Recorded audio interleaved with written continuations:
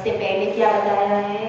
अक्षार्थानाम परिसंख्यानाम, मतलब जो अक्ष का अर्थ होता है इसमें इंद्रियां, इंद्रियों के विषय के लिए जो उसमें इंद्रियों के प्रति जो लालसा है उसको घटाने के लिए क्या करना चाहिए?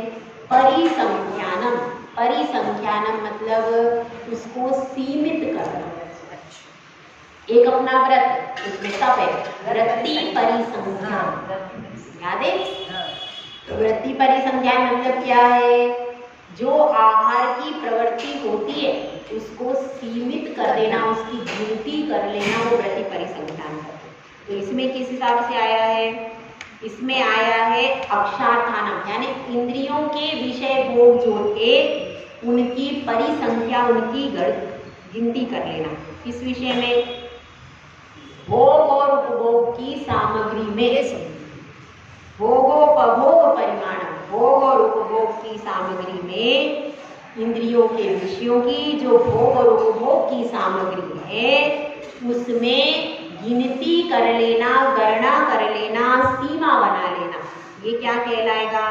अर्थवता मत्यवतो।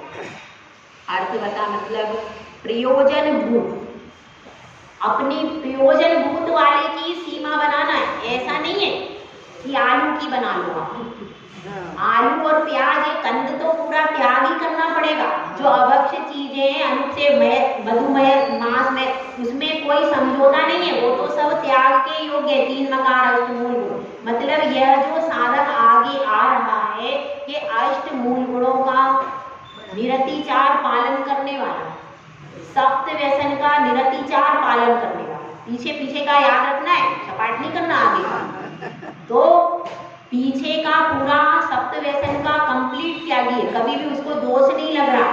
अष्ट मूल गुणों का कंप्लीट पालन करने वाला है और इसके बाद वह अनर्थ दंड व्रत तक सारी चीजों को अतिचार रहित पालन करने में एक्सपर्ट हो गया, तब वह तीसरी जगह पग रखे। कौन सी जगह?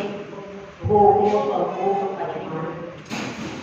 एक एक स्टेप बाय स्टेप आप निखारते रहोगे तो आगे का बिल्कुल क्लियर हो जाएगा। अब यह इसमें क्या बताया जा रहा है?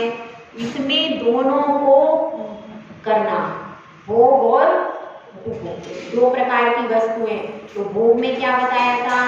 जो एक बार भोजन करने पर समाप्त हो जाए, जैसे फूलों की माला, फूलों की माला भोजन है, इत्र है, चंदन आदि।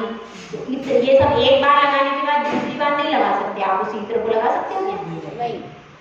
भोजन भी एक बार कर लिया, दूसरी बार फूल माला पहले लोग वेणी धारण करते थे, तो यदि वेणी आपने लगा ली तो दूसरी बार के लिए मुरझा जाएगी। तो ऐसी चीजें। और भोगों में क्या क्या आएगा? वस्त्र, आसन और थाली, बर्तन, जिनको बार बार अपन उपभोग करते हैं। तो इसमें कैसे करना चाहिए? भोग और उपभोग। तो भोग में 4 प्रकार की चीजें आती हैं आपके पास। भोजन की बात चल रही। भोजन में पहले आता है अनाज, फिर आता है मेवा, फिर क्या आता है? उसके बाद आते हैं फल और फिर आता है सब्जी। ये 4 कैटेगरी में डिवाइड किया जाता है।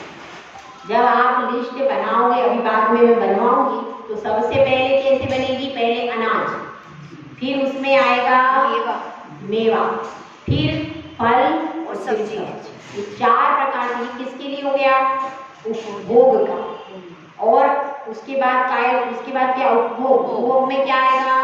उपभोग में आपका क्षेत्र वास्तु से लेकर के 10 प्रकार के परिग्रह में करेंगे, क्योंकि 10 प्रकार का परिग्रह आप बार बार ही भोगते हो। मकान एक बार, मकान भी तो बार बार उसी में रह रहे हो, तो उसमें 10 प्रकार का परिग्रह का प्रमाण उसमें किया जाएगा उपभोग में। तो उसमें भी आप सीमा बनाओ, मतलब किसी ने 10 मकान पहले ले ली, तो अब भी उसमें बीच बीच में उनमें भी कर सकता है, वो कम भी कर सकता है।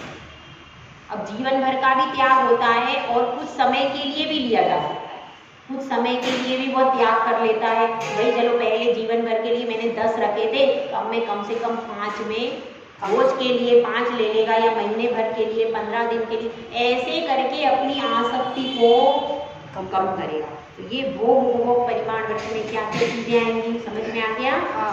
तो इन सब चीजों का परिमाण किया जाएगा और सबसे ज्यादा कठिन यही है।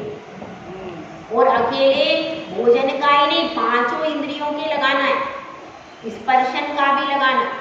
स्पर्शन संबंधी भी आपका जो बिस्तर है, आपके जो वस्त्र आदि है, वो स्पर्शन संबंधी अलग किया जाएगा। स्पर्शन रसना का अपन ने करा लिया, उसके बाद घ्राण का भी, इत्र वगैरह आप कितने लगाओगे, क्या करोगे, वो सारा इसमें परिमाण। स्पर्शन रसना घ्राण और चक्षु संबंधी भी, टीवी कितने घंटे देखना, मोबाइल कितने घंटे चलाना है, चक्षु इंद्रिय से संबंधित जितने भी विषय हैं उनको भी इसमें सीमित किया जाएगा। और कर्ण से भी, तो संगीत सुनते जा रहे हैं तो सुनते ही जा रहे हैं, रात को भी सुनते सुनते क्या करते हैं, सोते हैं, मोबाइल कान में लगा रहता है, वो आता है ईयरफोन, मुझे कुछ आता नहीं, ईयरफोन क्या है, उसमें लगा लेते हैं और सुनते सुनते सो जाते हैं। और रात में भले ही पता चला सुबह कान का पर्दा हट गया। ऐसे कान में प्रॉब्लम क्यों आती है? क्योंकि हम ईयरफोन घुसा लेते हैं, उसमें तेज आवाज होती है, उससे सीधे इफेक्ट पड़ता है और हमारे कान के पर्दे फटने की संभावना बहुत ज्यादा बढ़ जाती है। जो लंबे समय तक ईयरफोन का इस्तेमाल करते हैं उनकी स्मरण शक्ति अभी तो नहीं हो रही, उनके कान की शक्ति धीरे धीरे, श्रवण इंद्रिय की शक्ति कमजोर पड़ती जाती है और जो 60-70 साल कान से काम कर सकते थे वो 10-20 साल उसका कम हो जाता है। तो जब आप चाहोगे कि कोई समाधि भजन सुना दे तो आपके कान में कैपेसिटी ही नहीं है, इसलिए ऐसे प्रयोग अपने को नहीं करना। तो इसमें पूरे 5 इंद्रियों के विषयों का इसमें प्रमाण बाद में अपन करवाएंगे। 6 डाला भी शाम को खत्म हो जाएगा। तो फिर उसके बाद ये सारे चार्ट बना करके इनका सब परिमाण करवाया जाएगा। जय गुरुराज, जय सुंदर साहब महाराज की जय, माता जी की जय।